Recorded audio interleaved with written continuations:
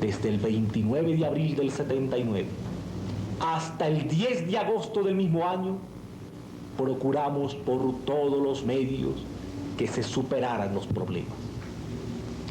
Consta mi mensaje del 10 de agosto a la Nación, donde advertía las gravísimas consecuencias que pudieran derivarse de la pugna de los poderes, donde llamaba a la coordinación y a la conciliación nacional.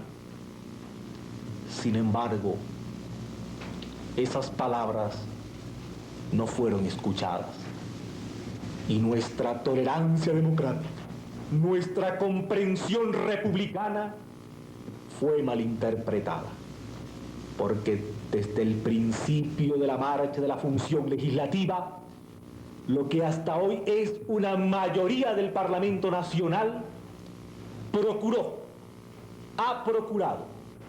aún, por todos los medios a su alcance, maniatar a la función ejecutiva, impedirle cumplir el mandato popular, esterilizar su acción en un debate verbalista, en un debate donde no se plantean ideas, un debate donde no se plantean doctrinas políticas, un debate donde están presentes la injuria, la calumnia, la diatriba, el afán de ridiculizar a autoridades e instituciones del Estado. Y eso está acompañado con una actitud legislativa completamente irreflexiva y superficial, obra y gracia de esa mayoría parlamentaria. He querido guardar el silencio democrático, la comprensión necesaria para no decir al país todo y cuanto creo está incluso ya en la conciencia de todos los ecuatorianos. Pero cuando esa pugna se acrecienta y cuando aquello que es consecuencia se lo quiere presentar como causa, el presidente de la República no puede, so pena de convertirse en cómplice de una desestabilización democrática, silenciar un minuto más, ni permanecer impasible ante todo lo que está haciendo esa mayoría parlamentaria. Sin embargo, y lo digo categóricamente, ha sido decisión del presidente de la República posibilitar el afianzamiento democrático en este país. Yo no he comenzado ninguna pugna. Ha sido la función ejecutiva objeto de esa constante hostilidad de una mayoría parlamentaria. Pero tampoco puedo permanecer cruzado los brazos y admitir que se haga un caos institucional y un caos jurídico en el país. He utilizado razonada, fundamentadamente, la atribución constitucional de oponer el veto, el objeto presidencial a proyectos de leyes apartados de la Constitución de la República, contrarios a la esencia democrática de nuestro país. Y es que es necesario aclarar algo. La función ejecutiva no quiere someter a la función legislativa, pero la función legislativa, por obra y gracia de esa mayoría, ha pretendido someter al Ejecutivo, desvirtuar las características del Estado democrático, de la coordinación entre las funciones del Estado, de la correspondencia que debe haber entre ellas, y ha querido sobrepasar los límites constitucionales. Han confundido Congreso de la República con Asamblea Nacional Constituyente y han querido adoptar toda una serie de disposiciones que están al margen, absolutamente al margen de la Constitución política. Y es precisamente aquella mayoría conformada en el Parlamento con la directiva de concentración de fuerzas populares y otros sectores, porque esto es importante señalar. No se trata a esta altura de una discrepancia al interior de un partido político como lo quieren presentar. Se trata de una pugna que efectivamente la existe entre aquellos que quieren mantener intocadas situaciones y que quieren destruir el democrático y categórico pronunciamiento del 29 de abril, con los que estamos dispuestos a defender ese principio democrático. La mayoría parlamentaria, ¿a quién ha atacado desde el 10 de agosto? Ha atacado a los sectores reaccionarios, se ha ido en contra de aquellos que han detentado privilegios en el país. ¿Cuál ha sido el objeto del ataque del propio director del partido político al que se pertenece el presidente de la República? Ha sido la función ejecutiva, ha sido el presidente de la República, han sido los altos funcionarios del Estado. ¿Y asociados a quiénes en ese ataque? A los derrotados el 29 de abril. Una mayoría antihistórica, antipopular, antidemocrática. Y esa mayoría es la que capta la función jurisdiccional del Estado, somete a la función jurisdiccional del Estado, quiere captar y someter la función electoral del Estado, es decir, cercar a la función ejecutiva, impedir la acción del gobierno nacional, ponerle obstáculos y vallas en el camino. Y lo que digo respecto a la forma de haberse manejado la función legislativa está comprobado en todos y cada uno de los fetos presidenciales. Voy a permitirme citar unos cuantos ejemplos para la constatación de lo que estoy diciendo. Uno de mis primeros vetos fue el relativo a una reforma a la ley de partidos políticos. Reforma en virtud de la cual se disponía que cuando el afiliado a un partido político que hubiera sido elegido en elecciones pluripersonales dejare de pertenecer por desafiliación o por expulsión al partido político que auspició su candidatura, cesará de inmediato en la representación o dignidad que ostente. Los partidos políticos se fortalecen y vigorizan por la democracia de las decisiones al interior del partido, por la libre discrepancia de opiniones y por las decisiones mayoritarias y democráticas. Una ley es trasunto de una realidad social. Los ecuatorianos conocemos las realidades de nuestros partidos políticos. Debemos constituir fuertes y vigorosas organizaciones políticas. Debemos superar el estado del feudalismo partidario, el señor feudal dirigiendo una organización política. Quizá en eso, concentración de fuerzas populares expresaba en un momento determinado una gran movilización de corriente.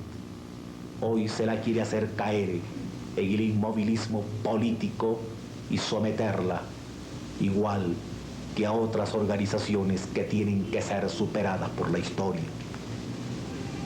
Yo soy partidario del pluralismo ideológico. Yo soy partidario del respeto a todos los partidos políticos y lo he demostrado en la acción de mi gobierno. Pero esta disposición objetada por mí, ¿qué es lo que buscaba? Someter a los legisladores a las decisiones de un grupo y tener de esa manera una atribución tan absoluta, totalitaria, so pena de que pierdan la función que estaban representando. Y ejemplos hay también de cómo se cree en asamblea constituyente cuando yéndose en contra de lo dispuesto en la Constitución de la República, en contra de un ordenamiento jurídico determinado, declaran cesantes a concejales y consejeros. Hay todo un ordenamiento jurídico que debe ser respetado en el país y de ello se apartaron al dictar una disposición vetada por el presidente de la República. Aprueban una resolución inconstitucional y esa resolución es incluso notificada al ministro de gobierno de aquel entonces, haciéndose afirmación de una falsedad, porque consta y está en la prensa del país y en las propias actas de la Cámara Nacional de Representantes que esa resolución fue aprobada en una de las votaciones más reñidas. Sin embargo, el oficio número 100 de la Presidencia de la Cámara de Representantes, de fecha 7 de septiembre de 1979, afirma que dicha resolución fue tomada por unanimidad. Se apartan de la verdad en el afán de una verdadera voracidad de poder. Tomar una serie de organismos del Estado. Y esto puede ser constatado en otra serie de disposiciones. Disposiciones referidas a la creación de institutos superiores y de universidades, al margen de todo informe técnico, sin financiamiento de ninguna especie, solo con el afán de decir que se crean universidades.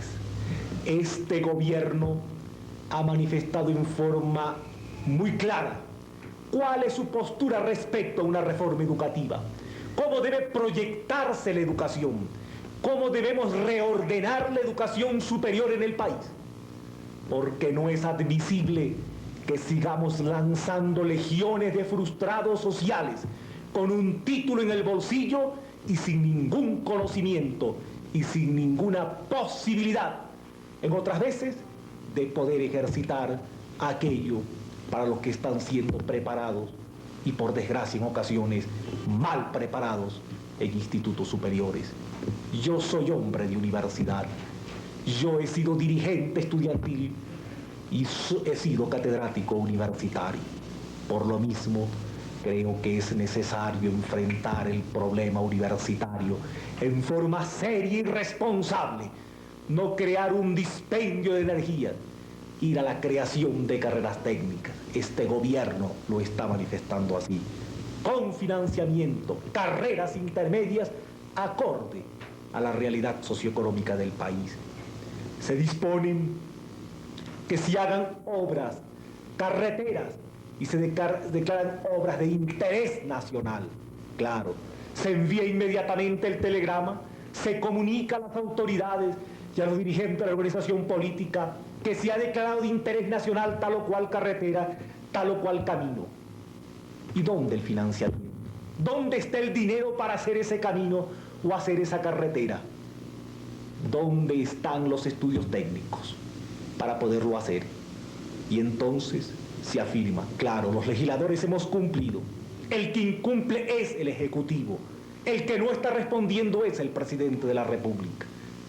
Yo recuerdo en la administración cefepista de 1967 a 1970, cuando era alcalde de la ciudad de Guayaquil, quien hoy es presidente de la Cámara Nacional de Representantes, y le pedían que pavimente una calle aquí y otra calle allá, manifestaba, y con razón, que la pavimentación debía seguir toda una planificación y una zonificación. Sin embargo, hoy se actúa en una forma distinta, que hay que hacer esto al margen de cualquier planificación vial, al margen de lo que es derecho y deber de la función ejecutiva del Estado. Poder administrar, saber planificar cuáles son las carreteras y los caminos que hay que hacer. Y el propio Parlamento tiene una instancia para hacer valer sus sugerencias cuando se estudia el presupuesto del Estado y se lo aprueba. Y sin embargo, todo esto está palpable en lo que estamos en este rato haciendo referencia. Se crean, por ejemplo, bancos. El banco del café, el banco del cacao, el banco del banano. Se determinan en disposiciones transitorias comisiones de una amplitud enorme integradas por todos los legisladores de las provincias productoras de esos productos. No se establecen fuentes de financiamiento, de crédito, son bancos de desarrollo. Y sin embargo, al margen de lo que afirma el Banco Central, el Banco de Fomento, la Corporación Financiera Nacional, porque no se solicita un solo informe técnico, se dictan disposiciones de esa índole, sin saberse cuántos productores de café hay en el país, Se estima que hay alrededor de 99.000 productores de café, de 54.000 productores de cacao, de 42.000 productores de banano. Pero se crean bancos. Esos bancos así creados y que fueron objetados parcialmente por el presidente de la República en su creación, tienen las disponibilidades, tienen el personal técnico para poder enfrentar la demanda que vendrá de esos miles y miles de productores de banano, de café o de cacao. No lo tienen. Pero claro, en ese instante serán los bancos los que no pueden cumplir. Y los bancos están en la órbita de la función ejecutiva y de la función administradora del Estado. ¿Y quién será el que incumple? Será el Ejecutivo. Pero ese incumplimiento no será dado por una voluntad nuestra, sino por una imposibilidad. El Legislativo habrá cumplido históricamente. Eso, ecuatorianos, tiene un nombre que directamente lo pronuncio. Eso se llama demagogia. Y así existen otra serie de disposiciones. La propia ley orgánica de la función legislativa, que fue dictada después de 2 meses de estar en funcionamiento el Parlamento.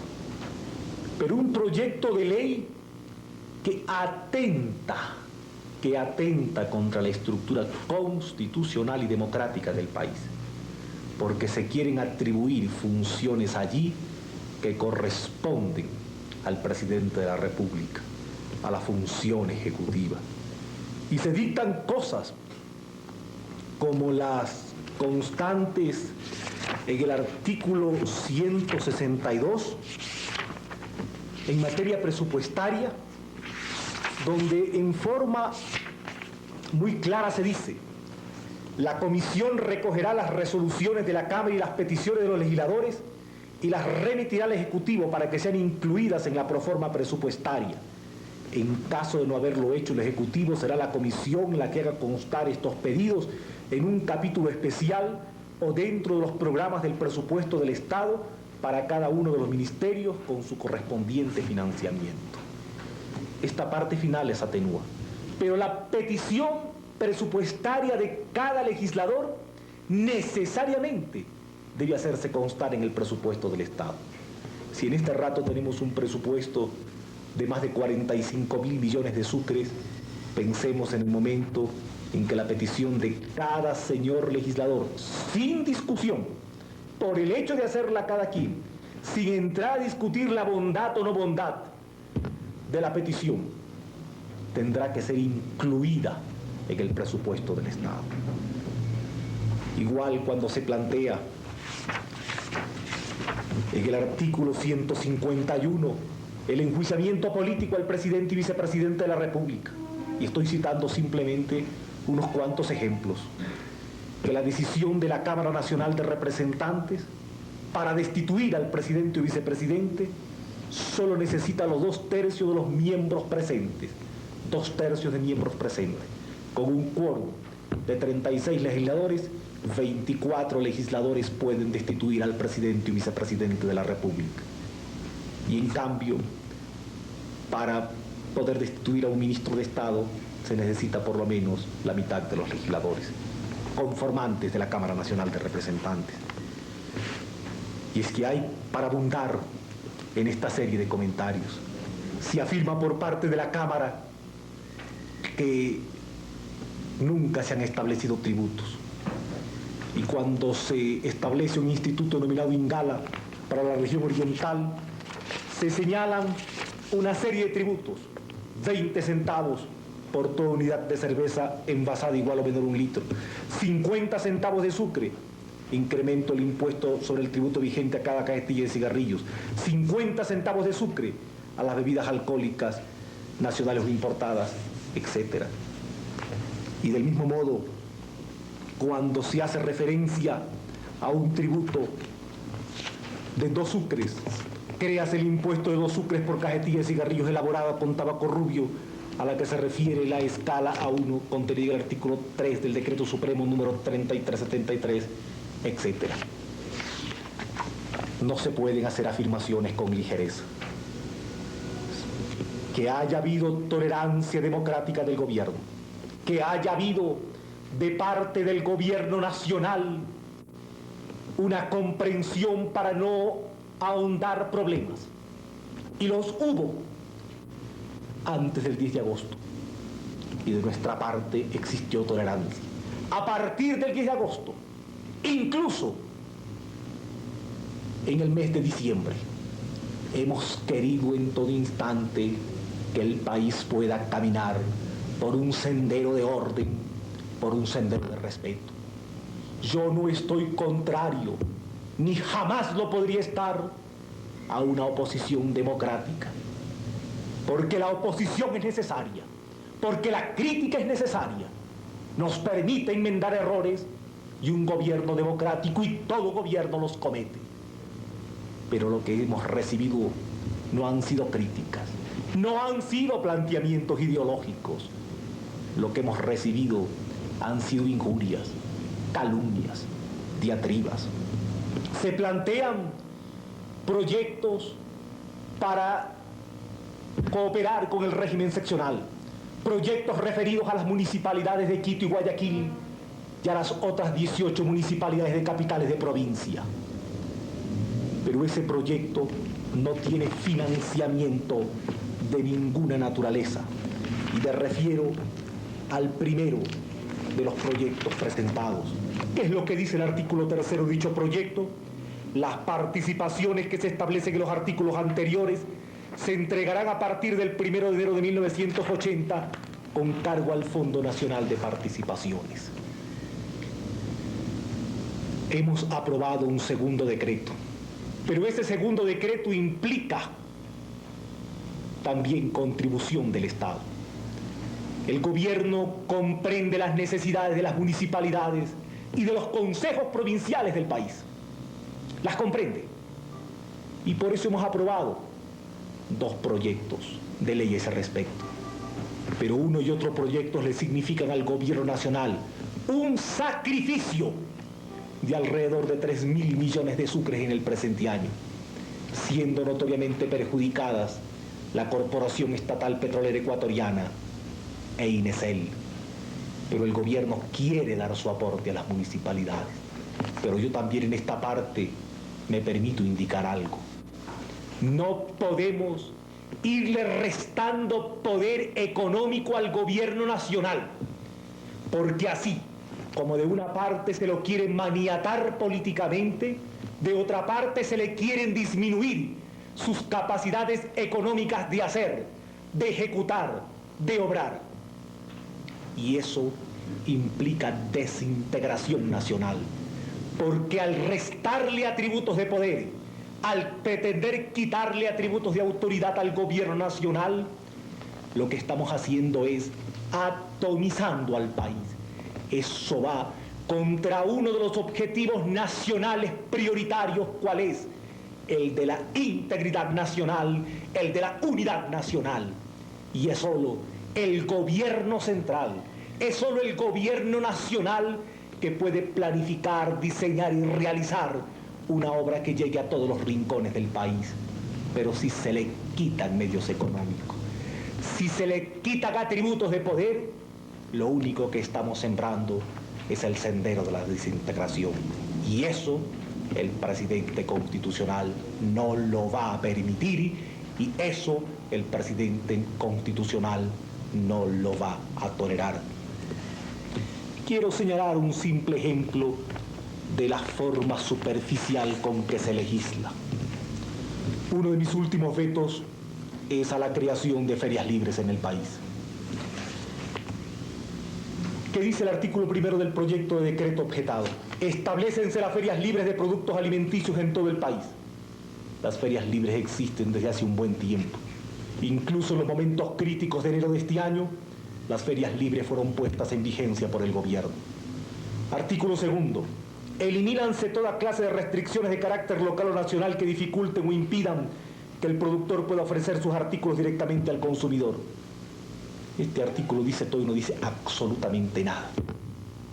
Artículo 3. Dispónese al Ministerio de Agricultura y Ganadería dictar el reglamento, etc. La facultad reglamentaria está establecida en la Constitución de la República para el presidente. Artículo 4. La fuerza pública garantizará la libertad de operación de los feriantes y su seguridad. Este es un deber legal de la fuerza pública, ya existente. Artículo 5. La presente ley entrará en vigencia. ¿Qué es lo que se buscaba con este proyecto de decreto? Impresionar a los ecuatorianos, como que existe un sector preocupado por sus intereses con otro sector despreocupado del mismo. Tiene pleno derecho la Cámara de Representantes, es su deber preocuparse de los problemas sociales del país, pero hay que preocuparse con hondura y con responsabilidad. Este proyecto no dice absolutamente nada. He manifestado que frente a la decisión constructiva del gobierno, la respuesta que hemos recibido es la respuesta del ataque, de la calumnia. Este gobierno marcha en forma planificada y orgánica. El 8 de marzo de este año, en la más grande y multitudinaria concentración de la historia, en la Plaza de San Francisco, suscribimos el Plan Nacional de Desarrollo, y esa concentración no le costó al gobierno 30 millones de sucres. Mienten quienes afirman esto. Este es un gobierno popular. Este es un gobierno que tiene el respaldo de las inmensas mayorías del país. No tiene por qué gastar dinero en movilizar pueblo, ni puede ofender al pueblo pagándole una presencia. Yo prefiero la crítica acerba y el repudio popular a pretender comprar conciencia, ni del pueblo, ni de ninguna otra naturaleza, porque es precisamente la política que tenemos que desterrar. Es la política de la infamia, es la política de la compra del voto, es la política de la compra de la presencia popular. Son los mismos manidos argumentos de los sectores reaccionarios del país con que nos atacaron en el proceso electoral. Son los mismos argumentos que hoy quienes están al servicio de los derrotados por el pueblo los endilgan al gobierno popular y quieren presentar como gran escudo y como gran defensa sus destierros, sus prisiones de ayer.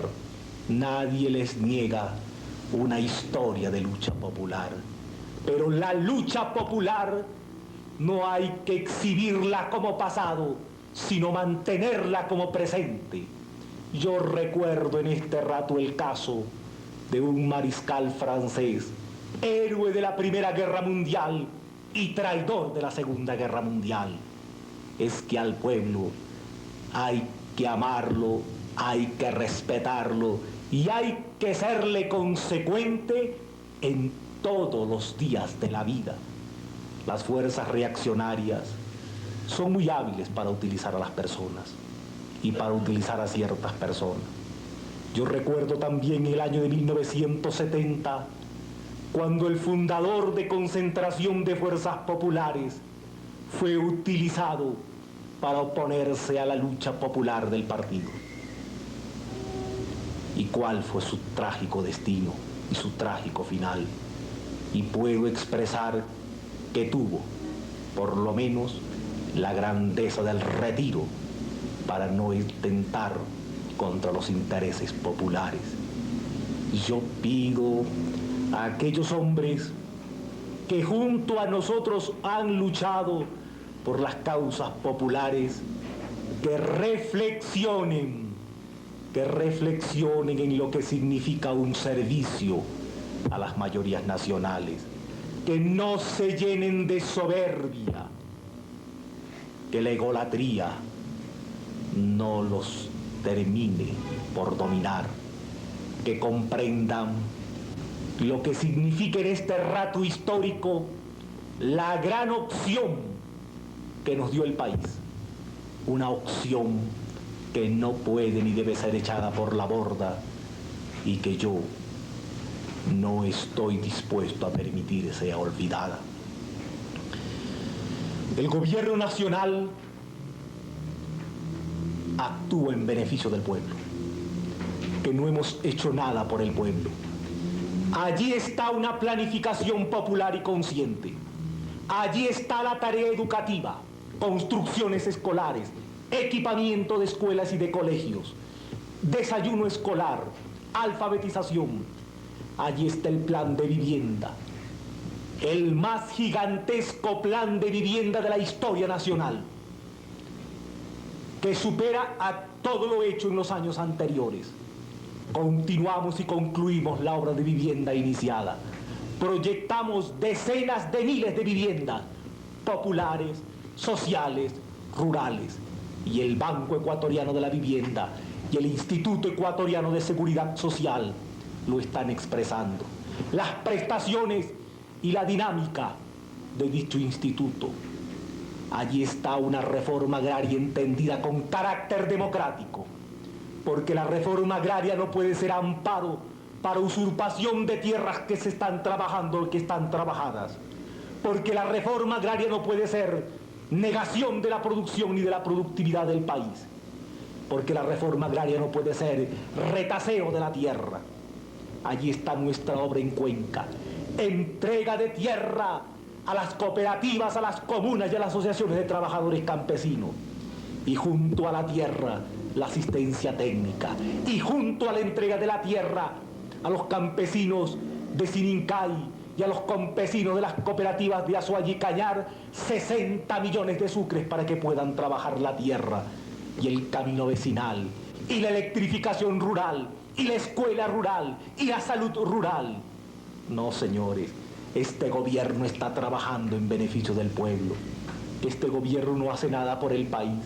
El impulso dado a la prospección sísmica, el impulso dado a la prospección petrolera en el nororiente ecuatoriano, la decisión para terminar el problema relativo a la explotación del gas del Golfo de Guayaquil, la clarificación jurídica a ese respecto, la incorporación de nuevas estructuras hidrocarburíferas que aumenten la reserva hidrocarburífera del país, en pozos como el Pozo Secoya, con una producción estimada de 6.300 barriles diarios de petróleo.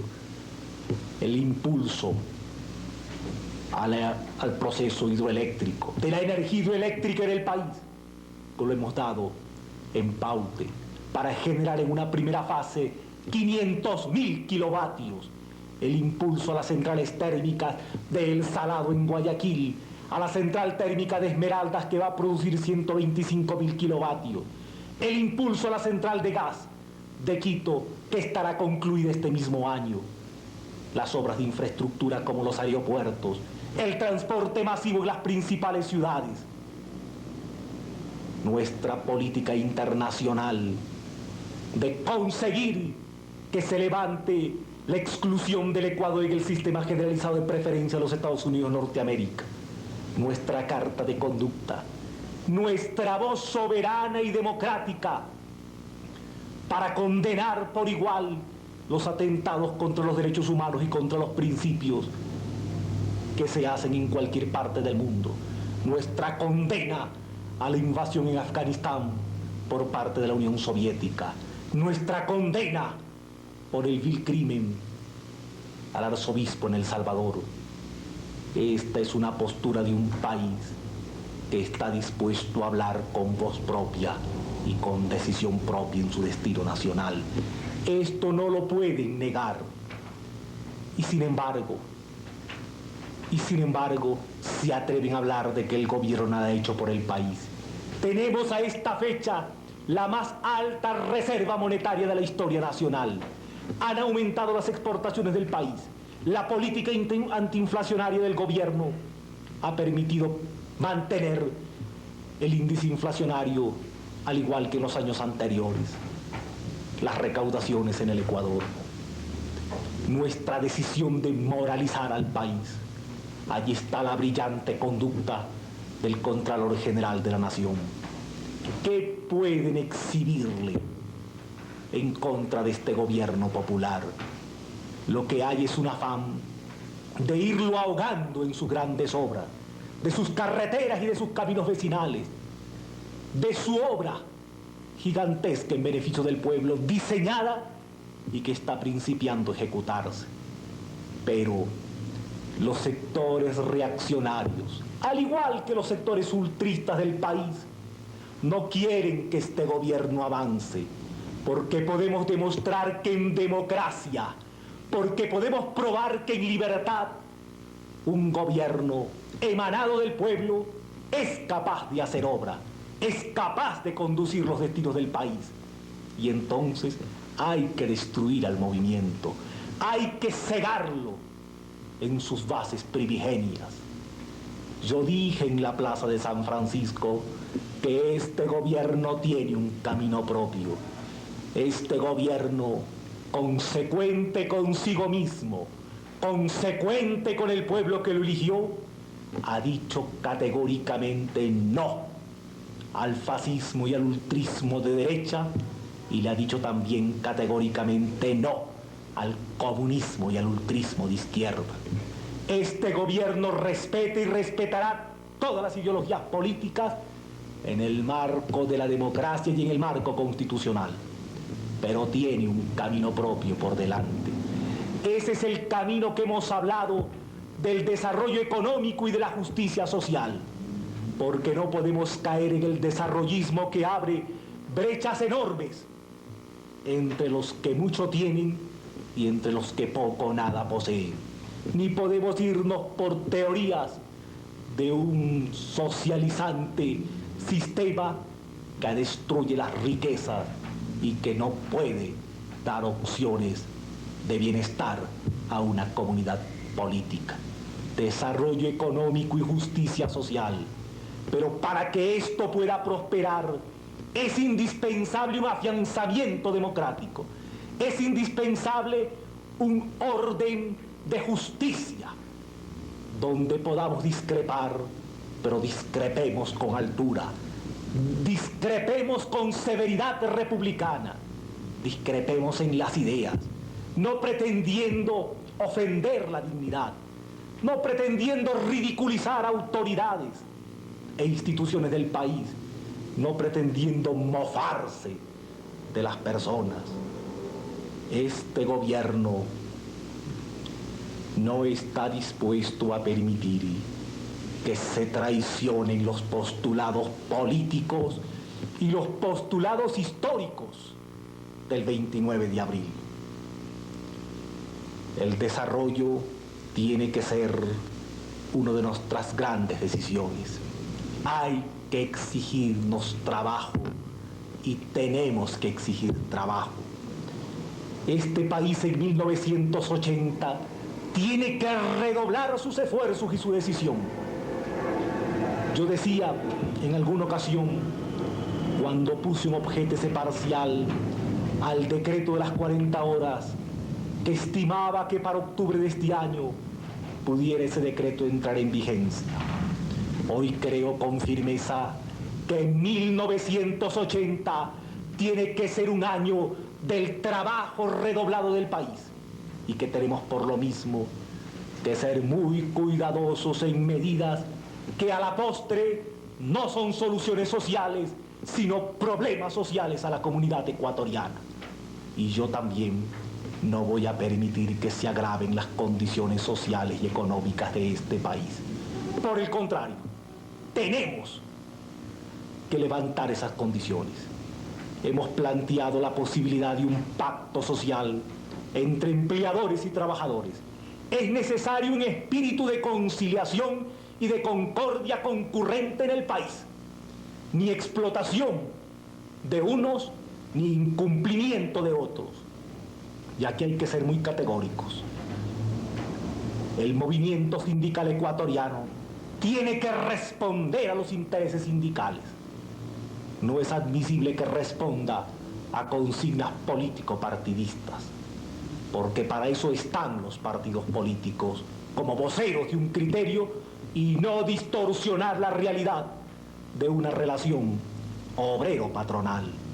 Yo llamo por igual a los unos y a los otros en este pacto social, que lo considero como una tesis positiva para enmarcar con firmeza las reglas del juego en la decisión de un Ecuador que necesita desarrollarse, que necesita industrializarse, que necesita darle a la tierra todo el esfuerzo de su trabajo, de un Ecuador que necesita también que se paguen los salarios de justicia, que se reconozca aquello que la ley determina en beneficio de los trabajadores. Y por esto es imprescindible un espíritu de amplia concordia nacional. Tenemos un plan. Ese plan es nuestro gran reto histórico. Allí están determinadas en forma categórica y específica las reformas democráticas estructurales del país. Allí están señalados los objetivos y la gran participación que le pedimos a los unos y a los otros. Las reformas estructurales por nosotras propuestas recogen esa decisión de cambio que comienza ya a proyectarse en la orientación de la Administración Nacional. Ecuatorianos, tenemos problemas propios y obstáculos externos. La administración debe superar situaciones de incoherencia. Yo no quiero ni voy a permitir reincidencia de ninguna especie en la falta de coordinación y en el respeto jerárquico dentro de la administración del Estado. Y he dicho que quienes sean incursos de esas situaciones serán separados sin dilatoria de ninguna naturaleza. El pueblo nos ha encomendado una histórica visión y nosotros debemos poner el ejemplo de un actuar digno, de un actuar responsable, de un actuar ponderado. Pero hay obstáculos ajenos. Yo me pregunto y le pregunto al pueblo ecuatoriano si en casi 8 meses de gobierno ha existido un hostigamiento pertinaz de parte de la función legislativa, un afán de copar otras funciones del Estado. El Ejecutivo, el Presidente de la República, como jefe del Estado ecuatoriano, puede seguir admitiendo que en los meses y años por venir esta sea la tónica política del Ecuador, porque lo que se busca, recalco, es maniatar al Ejecutivo, impedirle cumplir sus actuaciones. Y pese a esos problemas, lo estamos haciendo, pero arrecian cada día situaciones negativas. Yo manifesté el 8 de marzo que invitaba a la reflexión democrática, a la reflexión republicana, a los señores legisladores, y que en caso contrario yo acudiría ante el pueblo ecuatoriano. La Constitución lo señala en su artículo primero, que la soberanía radica en el pueblo, que la ejerce por los órganos del poder público. Somos pueblo. Yo no le niego el origen al Parlamento Nacional, pero su composición mayoritaria en esta fecha, antihistórica, antidemocrática, antipopular, conspira contra los pronunciamientos mayoritarios del Ecuador. La Constitución de la República le otorga al presidente, previo un trámite determinado, la facultad de convocar a la consulta plebiscitaria.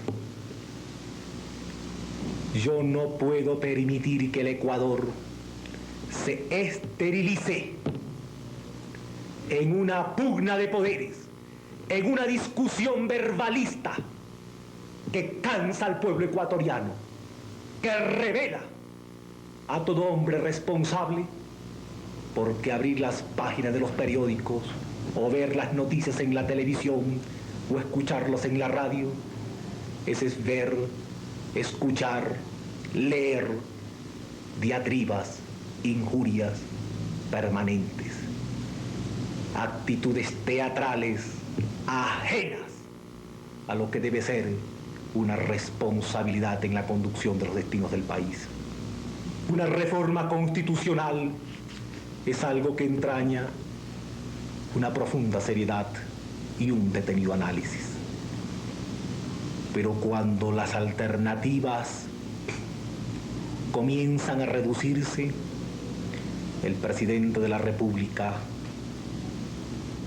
se acoge al camino que la propia Constitución le señala. Yo en la próxima semana, porque no podemos mantener a un país suspendido de una discusión intrascendente en algunos aspectos, pero de profunda trascendencia en otros, señalaré el camino que he escogido con todas las circunstancias que este camino pueda tener. Esto no implicará el descuidar que se ejecuten y se realicen todas las obras que en los otros campos deben realizarse. No podemos seguir en situaciones como las que actualmente soporta el país. Si el pueblo nos eligió, si en la Constitución de la República se le asigna al presidente la facultad de convocar a una consulta plebiscitaria,